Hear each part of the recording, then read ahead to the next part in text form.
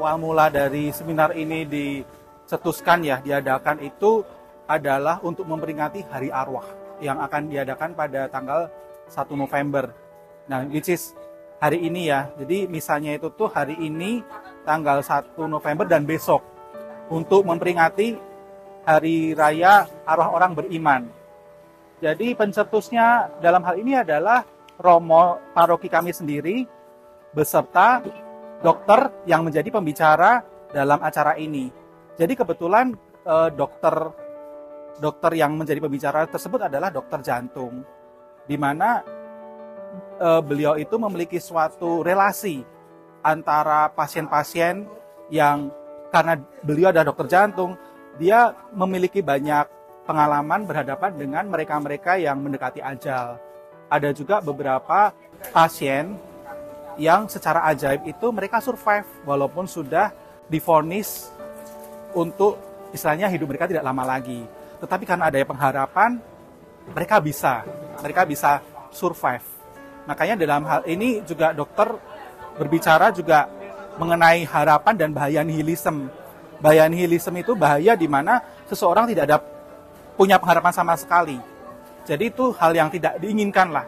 Jadi kita dalam hidup itu kita harus punya pengharapan. Nah, maka dari itu Dr. Raymond beserta Romo Andreas Atawolo, pengarang buku Kebangkitan Badan dan Kehidupan Kekal, dan Romo paroki kami berkolaborasi lah untuk diadakan seminar ini, begitu.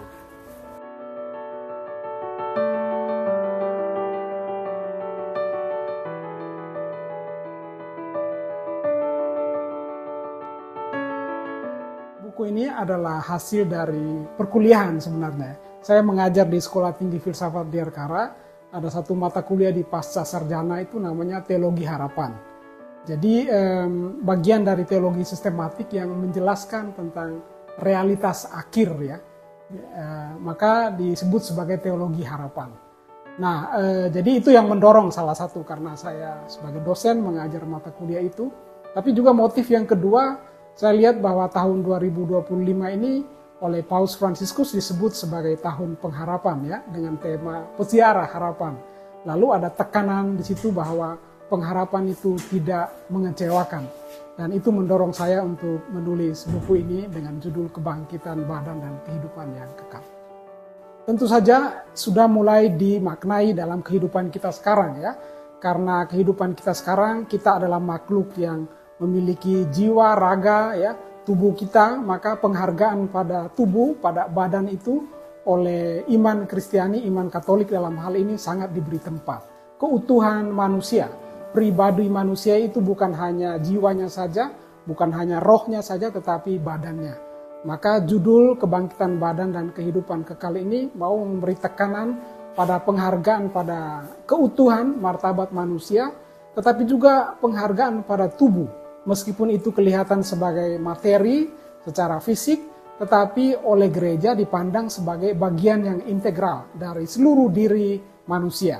Maka dibahasakan oleh gereja Katolik bahwa manusia pada akhirnya dibangkitkan dengan seluruh dirinya, baik jiwanya, baik rohnya, dan juga tubuhnya.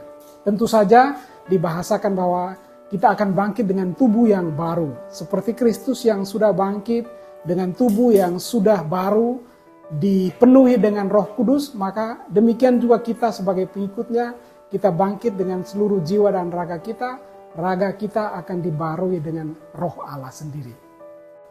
Tentu saja kita menjadikan Kristus sebagai model dari pengharapan kita. Karena Kristus selama seluruh hidupnya, dia selalu mengikuti kehendak Bapanya. Artinya, dia menaruh seluruh harapannya hanya kepada Bapanya. Dia mengikuti kehendak Bapanya. Ketika dia berdoa di Taman Getsemani dalam situasi yang paling sulit, dia mengatakan, saya mau supaya piala ini diambil dariku, tetapi bukan menurut kehendakku, melainkan kehendakmu saja. Berarti Yesus dalam seluruh hidupnya, juga dalam situasi yang sulit, dia taat pada kehendak Bapa. Dia menaruh harapannya hanya pada Bapa. Kita manusia seringkali tidak demikian. Kita lemah dalam pengharapan kita. Kita lebih ingin mengikuti egoisme kita, rencana kita, kehendak kita. Tetapi kalau kita menjadi murid Kristus, kita melihat bahwa dia menjadi contoh yang sempurna bagi kita. Dia menyerahkan hidupnya, berharap, mengasihi Bapaknya. Dan karena itu dia menunjukkan totalitasnya sampai pada kematiannya di kayu salib. Untuk mendapatkan buku ini, pertama-tama bisa menghubungi toko obor ya. Tapi juga kalau dalam seminar ini di panitia yang menyelenggarakan seminar ini Anda bisa mendapatkan bukunya.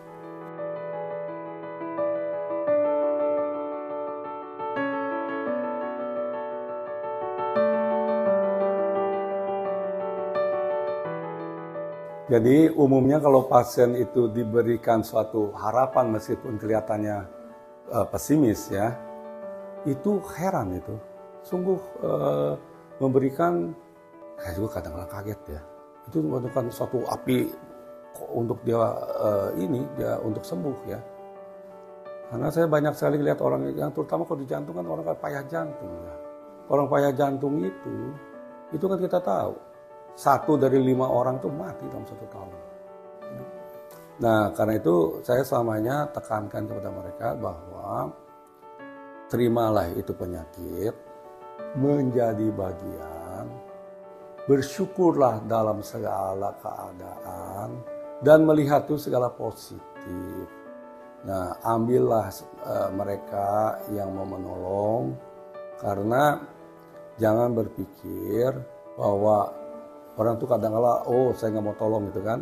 Nah, banyak orang juga mau berbela rasa. Tadi kan kita bilang kan berbela rasa lagi. Kalau saya tidak melakukan sesuatu, hati saya tuh nggak tentram, nggak lega ya. Nah itu yang selama saya bilang kepada saya gini. Itu kadang-kala kan misalkan pada orang tua ya, itu kadang-kala nggak mau berobat bukan apa-apa. Tahu dia posisinya apa, misalnya udah sepuh ya gitu, yang tadi saya ceritakan, karena dia tahu saya ini akan menghabiskan biaya, membuat saya punya keluarga repot. Jadi saya mau ngerepotin. Ya kan? Nah, jadi saya selama tekankan begini ya. Tahu nggak tanda arti terima kasih? Nah, sekarang saya tanya. Sekarang ada yang disayangi, misalkan anaknya yang disayangi. Nah, ya Bapak mau berikan dia sesuatu. Tapi Bapak mau surprise dia. Di hari H-nya, Bapak dengan senang hati siapin hadiah itu, Bapak serahkan, tahu-tahu anak Bapak, Pak, nggak usah Pak. Gimana perasaannya? Ya kan? Nah, itulah yang menjadi konsep saya dalam mengobati pasien. Selamanya, terima apa keadaannya, anggaplah itu penyakit bagiannya. Selamanya selain optimisme juga harus ada harapan. Bantuan dari siapapun jangan ditolak. Dan ikutilah petunjuk yang bisa dipegang.